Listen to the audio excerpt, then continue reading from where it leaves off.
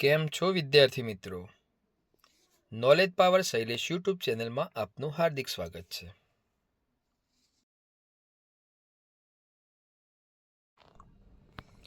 આજનો વિષય છે પર્યાવરણ. એકમ 14 જ્યારે ધરતી ધ્રુજી ઉઠી.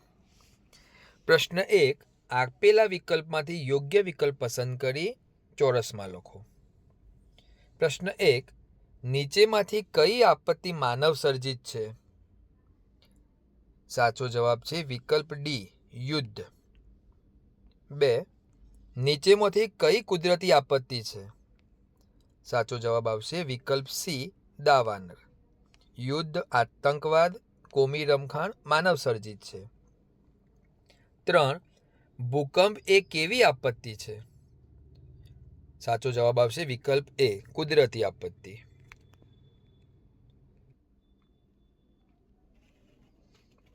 4.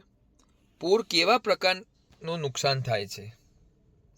પૂરથી કેવા પ્રકારનું નુકસાન થાય છે? તો સાચો જવાબ આવશે વિકલ્પ ડી, આપેલા તમામ. જીવન અસ્તવ્યસ્ત થઈ જાય છે, જમીનનું ધોવાણ થાય છે, વૃક્ષો પડી જાય છે. એ દરેક વિકલ્પ એના માટે સાચા છે.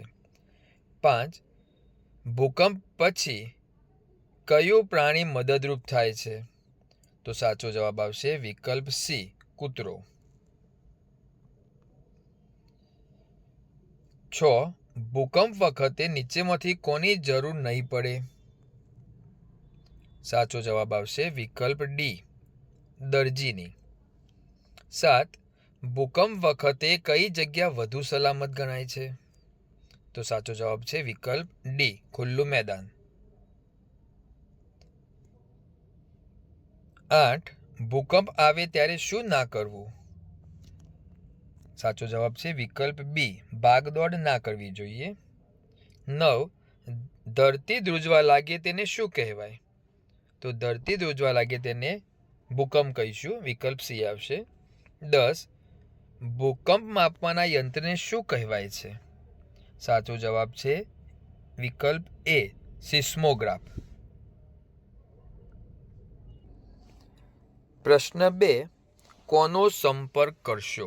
કોને કોલ કરશો?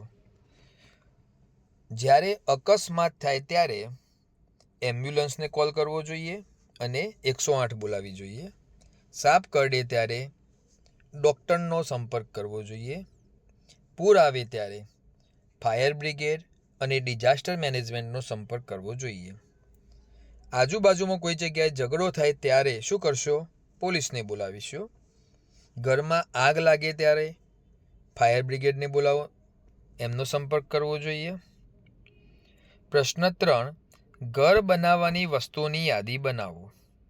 અહીંયા 2 પ્રકારના મકાન આપેલા છે, એક કાચું મકાન અને પાકું મકાન.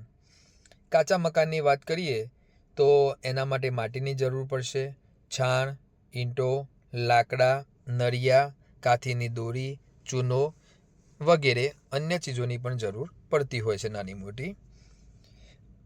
પાકા મકાનની વાત કરીએ તો એમાં સિમેન્ટ જોઈશે, રેતી, ઈંટો, લોખંડ, કપચી, લાકડું, ટાઇલ્સ અને અન્ય વસ્તુની પણ જરૂર પડતી હોય છે.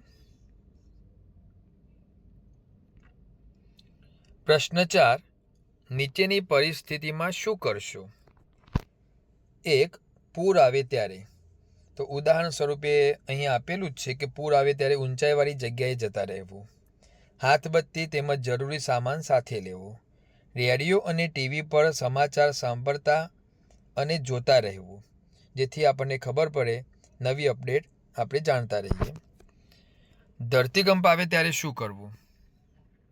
ખુલ્લા મેદાનમાં જતા રહેવું, ઝાડ કે લાઇટના થાંભલાથી દૂર રહેવું, ખોટી અફવા ન ફેલાવવી અને ખોટી અફવામાં ન આવવું. જો તમે ઘરમાં હોવ તો ટેબલ પકડીને નીચે બેસી જાઓ, જેથી કરીને ટેબલ ખસી ના જાય. આગ લાગે ત્યારે શું કરવું જોઈએ? તો આગ એવી બૂમો પાડવી જોઈએ જેથી કરીને આજુબાજુ રહેલી વ્યક્તિઓને ખ્યાલ આવે કે શું બન્યું છે. ફાયર બ્રિગેડને ફોન કરવો 101 નંબર ઉપર. જો તમે ફ્લેટમાં રહેતા હોય, બહુમાળી મકાનમાં રહેતા હોય તો લિફ્ટનો ઉપયોગ કરવાનો નહીં એ સમયે. જો ઇલેક્ટ્રિકથી લાગેલી આગ હોય તો પાણીનો છંટકાવ ન કરવો જોઈએ. શોર્ટ સર્કિટ થવાનો વધુ ભય રહે છે. પ્રશ્ન 5, પ્રશ્નોના જવાબ લખો. પ્લાસ્ટિકના તંબુમાં રહેવાથી કઈ કઈ મુશ્કેલીઓ પડે છે? તો પ્લાસ્ટિકના તંબુમાં રહેવાનું હોય તો ગરમી અને બફારો લાગે છે, એટલે એનો સામનો કરવો પડે છે. શિયાળામાં તંબુમાં પાણીના ટીપા બાજવાથી કપડાં કે પથારી ભીની થવાની સંભાવના રહે છે. શિયાળામાં બહારનું વાતાવરણ ઠંડુ હોય છે ને અંદરનું ગરમ હોય છે, માટે અંદર ભેજનું પ્રમાણ વધી જાય છે. આગ લાગવાનું જોખમ વધારે રહે છે પ્લાસ્ટિક હોવાના કારણે. સૂર્યની ગરમીના કારણે પ્લાસ્ટિક તંબુ જલ્દી બગડી જાય છે. પ્લાસ્ટિક સૂર્યની ગરમીના કારણે કડક થઈને તૂટી જાય છે માટે. 2, ધરતીકંપ વખતે કઈ કઈ સાવચેતીઓ રાખવી જોઈએ? તો ધરતીકંપ વખતે ઝડપથી ખુલ્લા મેદાનમાં જતા રહેવું જોઈએ. ઘરમાં કે વર્ગમાં હોઈએ તો બેન્ચ કે ટેબલની નીચે બેસી જવું. લાઇટના થાંભલા કે ઝાડ બહુમાળી મકાનોથી દૂર રહેવું જોઈએ.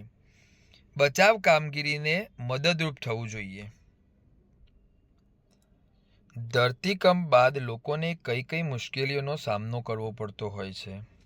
તો ધરતીકંપમાં મકાનો પડી જાય છે, તેથી રહેવા માટે મુશ્કેલીઓ પડે છે. ઘાયલ થયેલ વ્યક્તિને શારીરિક ઈજાથી ઘણી મુશ્કેલી અનુભવે છે. સ્વજનો ગુમાવવાનું દુઃખ મોટું હોય છે. નવું ઘર બનાવવાના આર્થિક ખર્ચનો સામનો કરવો પડે છે. આ સિવાય પણ ઘણી મુશ્કેલીઓ હોય છે. પ્રશ્ન 6, વિધાનો સાચા કે ખોટા છે તે જણાવો. 1, આગ લાગવી એ કુદરતી આપત્તિ છે. આ વિધાન ખોટું છે. 2, સરપંચને ધરતીકંપ વિશે અગાઉથી જાણકારી હોય છે. આ વિધાન ખોટું છે. 3, ડૉક્ટર ધરતીકંપ વિશે જાણકારી મેળવતા હતા. આ વિધાન ખોટું છે. 4, ધરતીકંપ વખતે આપણે એકબીજાની મદદ કરવી જોઈએ. હા, આ વાત સાચી છે. વિધાન સાચું છે. 5, આગ લાગે ત્યારે બચવા માટે ભીના કપડાનો ઉપયોગ કરવો જોઈએ. આ વિધાન સાચું છે. પ્રશ્ન 7, વર્ગીકરણ કરો. કુદરતી આપત્તિ અને માનવ સર્જિત આપત્તિમાં વર્ગીકરણ કરવાનું છે.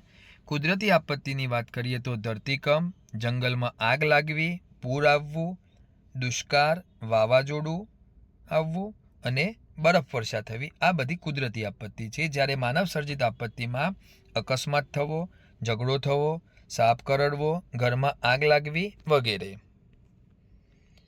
પ્રશ્ન 8 લખો. પરિસ્થિતિ આપેલી છે, એની સામે શું બચાવ કાર્ય કરશો એ તમારે લખવાનું છે. અકસ્માત થાય ત્યારે પ્રાથમિક સારવાર આપવી અને 108 બોલાવવી, એમ્બ્યુલન્સને બોલાવવી. સાપ કરડે ત્યારે ઝડપથી ડૉક્ટર પાસે જવું જોઈએ.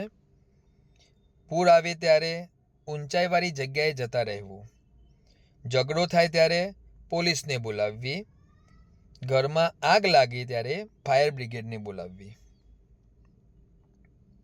પ્રશ્ન 9, તમને યાદ છે? ફાયર સ્ટેશનનો ફોન નંબર 101 છે.